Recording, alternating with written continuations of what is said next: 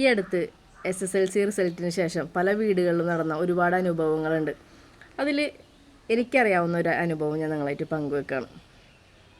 രോഹിത്ത്, അവൻ്റെ അച്ഛൻ സന്തോഷത്തോടു കൂടി മാർക്ക് കുറവാണെങ്കിലും ജസ്റ്റ് പാസ്സുള്ളെങ്കിലും കൂടിയിട്ട് അവൻ്റെ മാർക്ക് ലിസ്റ്റ് സ്റ്റാറ്റസ് വെക്കാൻ തീരുമാനിച്ചു. സന്തോഷത്തോടു കൂടിയിട്ട് ഭാര്യയോട് പറയുകയും ചെയ്തു, നീയും കൂടി സ്റ്റാറ്റസ് വെക്കാൻ. അപ്പോൾ ഭാര്യ പറഞ്ഞു, ഞാൻ വെക്കൂല, എനിക്ക് മറ്റുള്ളവരുടെ മുന്നിൽ നാണക്കേടാണ്. അപ്പോൾ ഭർത്താവ് ചോദിച്ചു, നിനക്ക് എന്തിനാണ് നാണക്കേടിൻ്റെ ആവശ്യം? അപ്പോൾ പറഞ്ഞു, നമ്മൾ ഇത്രയും ഫീസ് കെട്ടി പഠിപ്പിച്ചിട്ട് അവനക്ക് ഇത്ര മാർക്കല്ലേ നേടാൻ പറ്റുള്ളൂ. അതിട്ട് കഴിഞ്ഞാൽ എൻ്റെ ഫ്രണ്ട്സുകളും ഫാമിലിയൊക്കെ കാണുമ്പോൾ എനിക്കതൊരു കുറച്ചിലാണ്, ഞാനത് ചെയ്യില്ല എന്ന് പറഞ്ഞു. അപ്പോൾ അച്ഛൻ പറഞ്ഞു, അങ്ങനെ ചിന്തിക്കരുത് ഒരിക്കലും. കാരണം എല്ലാവർക്കും ഫുൾ A+ വാങ്ങാൻ പറ്റില്ല.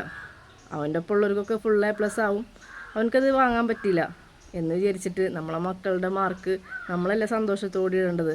അപ്പോൾ ഭാര്യ പറഞ്ഞു, അതൊന്നും ശരിയാവില്ല എന്ന് പറഞ്ഞു. മറ്റുള്ളവരൊക്കെ ഡോക്ടറും കളക്ടറൊക്കെ ആകുമ്പോൾ നമ്മളെ മോൻ മാത്രം. അങ്ങനെ പറഞ്ഞ് നിർത്തിയപ്പോഴത്തേനും അച്ഛൻ പറഞ്ഞു, എല്ലാവർക്കും ഡോക്ടറും കളക്ടറും ആയാൽ മതിയാ, അതിന് താഴെയും ഒരുപാട് ജോലികൾ എടുക്കുന്നില്ലേ. മാത്രമല്ല ജോലി ചെയ്യാൻ വേണ്ടിയിട്ടാണോ നമ്മളെ മക്കളെ പഠിപ്പിക്കുന്നത്?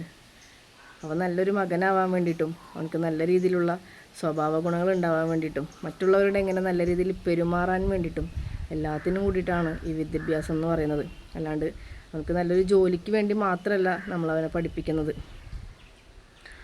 അപ്പോൾ നമ്മളെ മക്കളൊപ്പം ആ ഒരു ചെറിയ മാർക്ക് സന്തോഷത്തോട് കൂടിയിട്ട് നമ്മൾ സ്റ്റാറ്റസ് വെച്ച് അല്ലെങ്കിൽ മറ്റുള്ളവരോട് സന്തോഷത്തോട് കൂടിയിട്ട് പറയുമ്പോൾ അവനക്കത് അതിലും വലിയൊരു സന്തോഷം ഉണ്ടാവില്ല.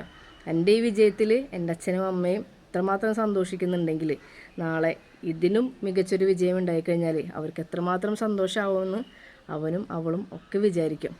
അപ്പോൾ അവർക്ക് കൂടുതൽ പഠിക്കാനും അച്ഛനമ്മമാരെ സന്തോഷിപ്പിക്കാനും ഒക്കെ തോന്നും. അതുകൊണ്ട് ആരെങ്കിലും നമ്മുടെ മക്കളെ മാർക്കുകളൊക്കെ ആരോടെങ്കിലും പറയാനോ അല്ലെങ്കിൽ സ്റ്റാറ്റസ് വെക്കാനോ ഒക്കെ മടിക്കുന്നുണ്ടെങ്കിൽ അതൊന്നും വേണ്ട. ഈ 10ാം ക്ലാസ് മാത്രമല്ല ജീവിതം എന്ന് പറയുന്നത്, അത് കഴിഞ്ഞിട്ടും അവർക്ക് ഒരുപാട് ഭാവിയുണ്ട്.